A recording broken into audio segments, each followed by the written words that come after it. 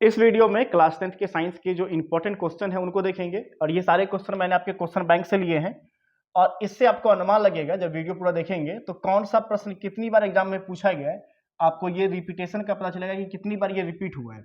तो पहला सवाल है प्रकाश के परावर्तन के कितने नियम है।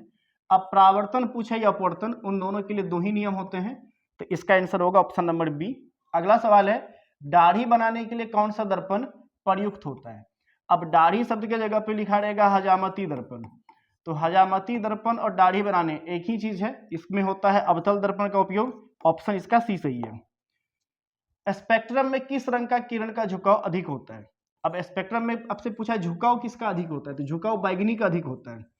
अगर आपसे पूछेगा झुकाव कम किसका होता है, तो कम होगा लाल का, लेकिन अधिक पूछा तो कौन सा होगा, बैगनी। ऑप्शन डी सही है। विभवांतर का ऐसे मात्रक क्या है, तो विभवांतर का जो ऐसे मात्रक होता है, विभव और विभवांतर दोनों का ऐसे मात्रक सेम होता है, यानी कि वोल्ट होता है। तो इसमें कौन सा सही है, ऑप्शन नंबर डी सही है। चलिए अगला सवाल देखते हैं। 1 HP जो है किसके बराबर होता है, तो 1 HP जो है किसके बराबर होता है, वो होता है 746 वाट के बराबर। ऑप्शन इसका ए सही है। निकट दृष्टि दोष को दूर करने के लिए किस लेंस का उपयोग करते हैं। अब निकट दृष्टि दोष के लिए एक शब्द याद रखिएगा, UDAN, ठीक है, इनसे आपका सवाल बन जाएगा।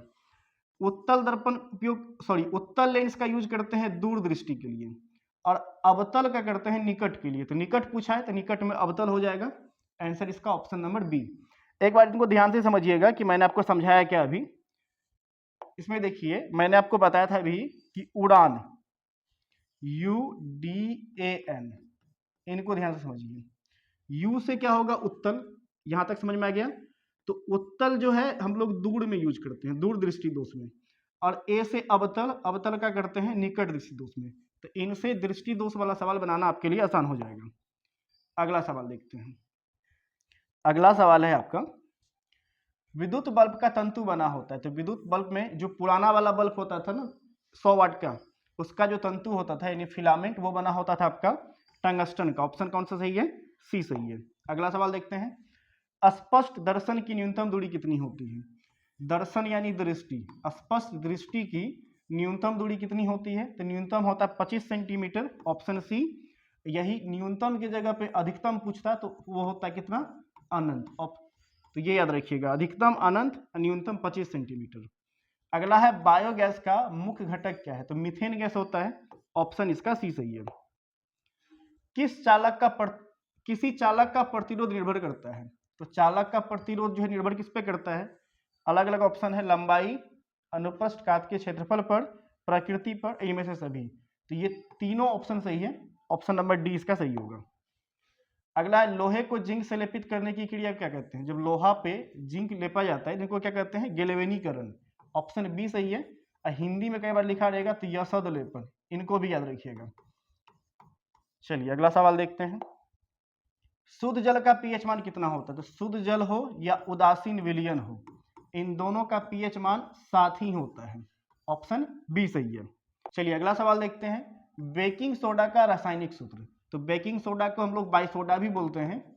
अब बाइसोडा का क्या होता है, सोडियम बाइकार्बोनेट, और सोडियम बाइकार्बोनेट कहाँ पे है, ऑप्शन नंबर ए में, आपका ऑप्शन ए सही है। अगला सवाल है आधुनिक आवर्त सारणी में वर्गों की संख्या कितनी होती है, तो वर्ग जो होते हैं ये टोटल आपके 18 होते हैं। ऑप्शन सी सही है। सबसे कठोर प्राकृतिक पदार्थ कौन सा है, तो सबसे जो कठोर है वो है हीरा। ऑप्शन सी सही है। अम्ल का स्वाद कैसा होता है, तो अम्ल स्वाद में कैसा होता है, खट्टा। क्षार पूछेगा कैसा होता है, तो क्षार होता है कड़वा। नहीं, अम्ल होता है खट्टा और क्षार कड़वा। तो इसमें से कौन सा है, ऑप्शन सी सही है इसका, कि अम्ल का स्वाद कैसा होता है, खट्टा। ऑप्शन सी सही है। कौन सा अधातु कमरे के ताप पर द्रव होता है। अब यहाँ पे अधातु पूछा है तो ब्रोमीन हो जाएगा। अगर धातु पूछता, अधातु की जगह पे क्या पूछता, धातु, तब जाके आपका पारा होता है। ठीक है, अभी के लिए कौन सा आंसर सही है, ऑप्शन नंबर बी सही है। संगमरमर का रासायनिक सूत्र क्या होता है, तो संगमरमर का जो रासायनिक सूत्र होता है कैल्शियम कार्बोनेट होता है। ऑप्शन ए सही है।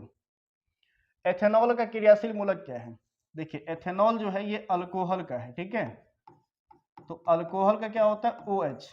ये आपका कार्बनिक चैप्टर का है, कार्बन और उसकी यौगिक, उससे लिया गया सवाल है।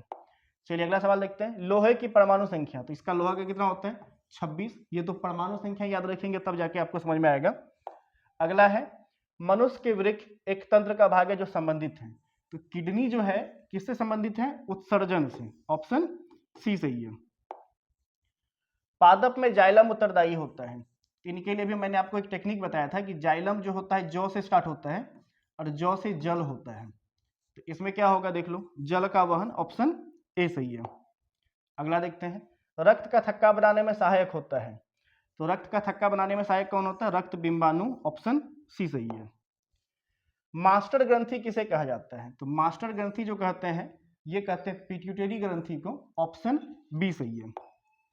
अगला सवाल है, फूलों में नर प्रजनन अंग कौन सा होता है? नर प्रजनन अंग ये पुंसेकर होता है और कहीं कहीं आपको पुमंग देखने को मिलेगा। ठीक है, पुंसेकर के समूह को पुमंग कहते हैं। तो इन दोनों में से कोई एक ऑप्शन सही होगा।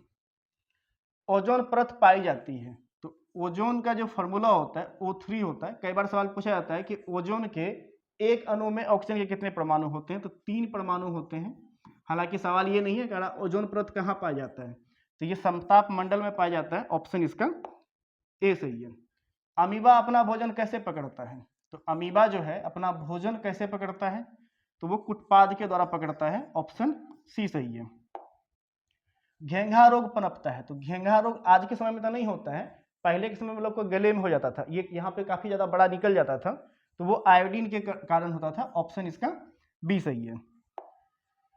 इंसुलिन की कमी से कौन सा रोग होता है? तो इंसुलिन से डायबिटीज होता है, मधुमेह जिसको बोलते हैं, या चीनी रोग। ऑप्शन डी सही है। मनुष्य के शरीर की सबसे बड़ी ग्रंथि कौन सी है? तो मनुष्य की शरीर की सबसे बड़ी ग्रंथि कौन सा है?